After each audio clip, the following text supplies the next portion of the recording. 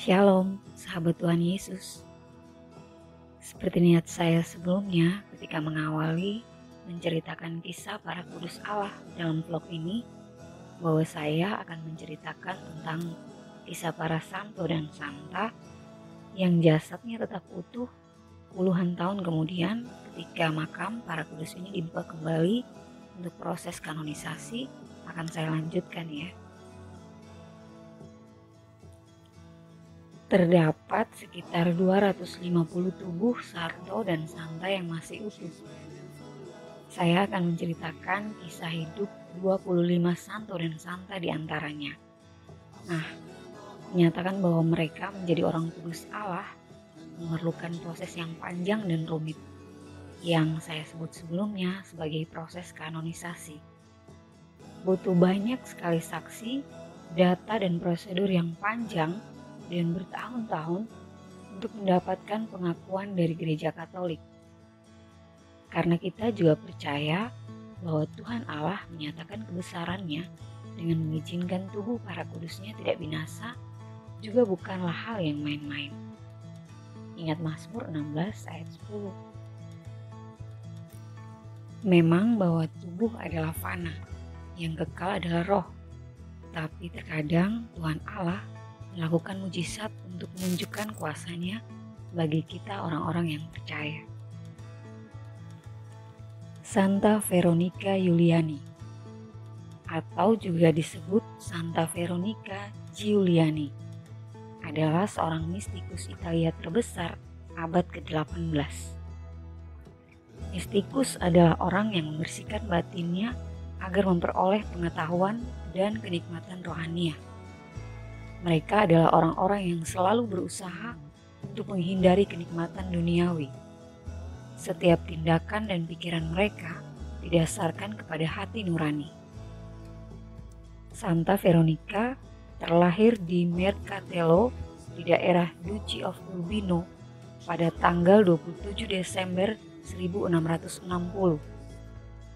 Orang tuanya adalah Francesco Giuliana dan Benedetta Mancini. Veronica dibaptis dengan nama Ursula. Santa Veronica adalah jiwa yang telah dipilih Tuhan sejak masa kecilnya untuk mencapai rahmat mistik tertinggi. Seluruh harta surgawi yang diperolehnya selama hidupnya, ia tinggalkan dalam bentuk buku diari yang ditulisnya di bawah bimbingan rohani bapa pengakuannya, Pastor Gerolamo Bastianelli. Sejak usia 3 tahun, Ursula telah menunjukkan nilai-nilai keluhuran, ketertarikan besar pada komunikasi ilahi, dan menunjukkan simpatinya kepada orang miskin. Ia menyisihkan makanan dan berbagi pakaian kepada setiap orang miskin yang dijumpainya, terutama anak-anak. Keluhuran dan kasihnya yang mendalam ini semakin bertumbuh seiring bertambahnya usia.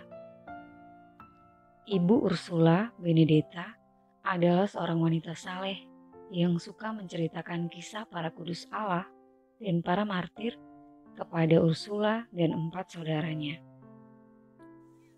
Kisah-kisah yang diceritakan ibunya membangkitkan cintanya yang besar kepada salib dan luka-luka yang dialami Tuhan. Dan ini membuat Ursula mulai melakukan beberapa penebusan dosa yang agak berat. Dan ia sangat berkeinginan untuk menderita karena cintanya kepada Yesus di usia yang masih sangat kecil. Ia mengikuti teladan Santa Rosa dari Lima. Ketika Ursula berusia 7 tahun, ibunya meninggal dunia. Ursula dan 4 saudaranya menemani sang ibu menerima sakramen terakhir. Sebelum mengembuskan nafasnya yang terakhir, Benedetta menguduskan kelima anaknya masing-masing pada 5 luka suci Yesus. Ursula dikuduskan dengan luka pada lambung Yesus. Di dalam buku diari yang ditulisnya, terlihat jelas bahwa Ursula memiliki ketaatan dan penghormatan yang sangat besar pada luka-luka suci itu. Pada usia 10 tahun, tanggal 2 Februari 1670, Ursula menerima komuni suci pertamanya. Ia menggambarkan sukacitanya dalam bukunya. Sungguh menyenangkan. Saya tidak dapat menceritakan apa yang saya rasakan saat ini. Saya hanya merasa bahwa saat ini saya dihinggapi keinginan yang sangat kuat untuk menjadi seorang biarawati, dan saya tidak dapat menahan keinginan ini lebih lama lagi. Setelah memperoleh izin dari ayahnya pada usia 17 tahun, tanggal 28 Oktober 1677, Ursula bergabung dengan biara kontemplatif Kapusin di Città di Castello Umbria, Italia, dan memakai nama Veronica. Uskup Sebastiani yang melakukan upacara penerimaan para biarawati baru juga yang memilih nama religiusnya. Mulai sekarang namamu adalah Sister Veronica, yang artinya kamu dan Tuhan saja. Selama di biara, Suster Veronica sangat taat pada atasannya. Dia juga mulai menulis buku diarinya. Total ada 22.000 halaman. Di tahun 1693 ini, ia memasuki tahapan baru dalam kehidupan spiritual setelah mendapat penglihatan tentang cawan atau piala anggur yang melambangkan sengsara ilahi. Sejak saat itu, Suster Veronica mulai mengalami penderitaan spiritual yang hebat. Pada saat itu, saya pikir saya memiliki penglihatan tentang Tuhan yang memimpin saya. Saya pikir Dia memegang tangan saya. Saya bisa mendengar suara yang harmonis dan nyanyian malaikat. Sebenarnya, saya pikir saya berada di surga. Saya ingat saya dapat melihat banyak hal, tetapi semuanya tampak seperti kesenangan surgawi. Pada tahun 1694, ia mendapat stigmata berupa tanda mahkota duri. Lukanya nyata dan rasa sakitnya tetap tanpa henti. Berdasarkan perintah uskup, ia memperoleh penanganan medis. Namun luka-luka itu tidak tersembuhkan. Sejak awal, Suster Veronica sangat prihatin pada nasib orang berdosa dan melakukan penebusan dosa besar-besaran untuk mendapatkan pertobatan mereka. Terkadang, ketika ia akan beristirahat, Suster Veronica mendengar seperti suara nyata yang mengatakan, "Ini bukan waktu untuk beristirahat, tetapi untuk menderita." Maka ia pun akan segera bangun dan berlutut di depan salib dan mulai berdoa.